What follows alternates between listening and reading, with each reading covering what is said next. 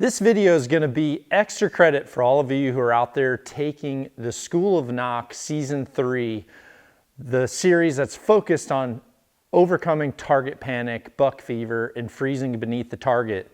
Now in that very first video, one of the things that I talked about was trusting your float.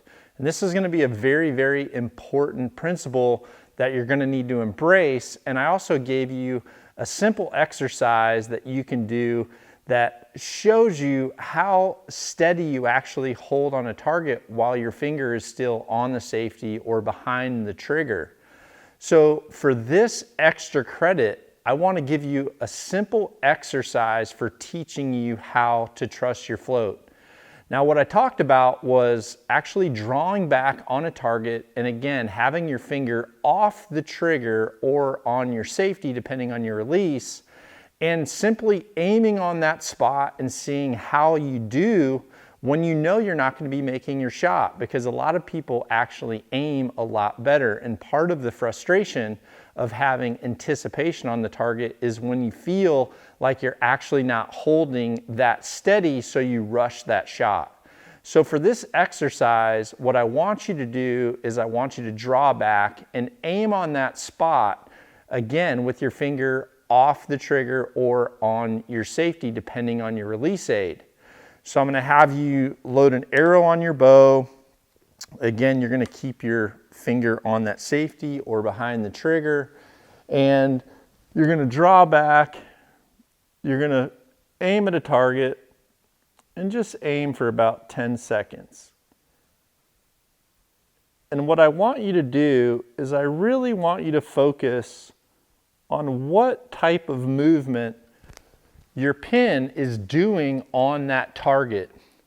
Once you do that, I'm going to have you actually trace that movement either on a target face or on even a piece of paper or a paper plate. So for that particular aiming session I just did right there, my pin came to the target. It actually floated left and right quite a bit, about like that. And at one point I actually bobbled down about there and came back up. So I'll go ahead and do that, trace that on a piece of paper. Now if you have a wrist strap release, then you can do the same thing. Again, finger will be off the safety. I've got the new back strap here, so I'm going to draw back, anchor,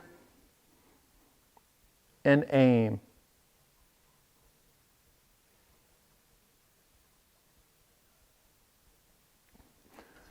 Really about the same thing. So that time I had a little bit of left to right movement, but with this release myself, I was left and right a few times.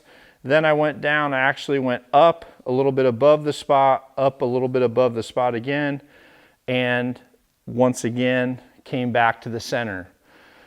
So once you've done this a few times, what I then want you to do is I want you to look at this target, because part of the trust of trusting that float is recognizing even though your pin moves off that target, which mine moved off left, moved off right, moved off under.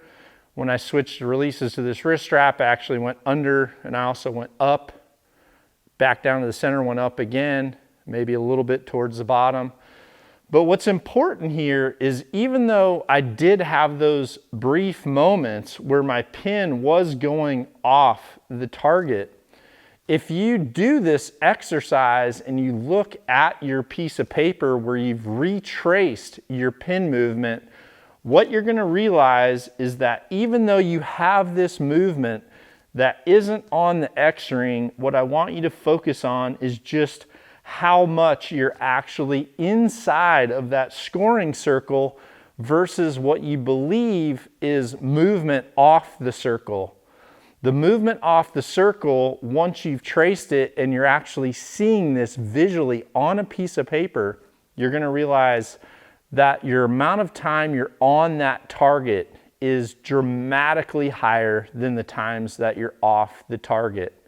So retracing what you see visually with your pin and looking down range is going to be very good for self-confirmation and also boosting your confidence in being able to trust your float. So do this exercise a few times. I would recommend not trying to over aim or shoot at something that's too small. Keep your target manageable. Trust the pin float. Do this a few times right after you complete that School of Nock Season 3, Part 1.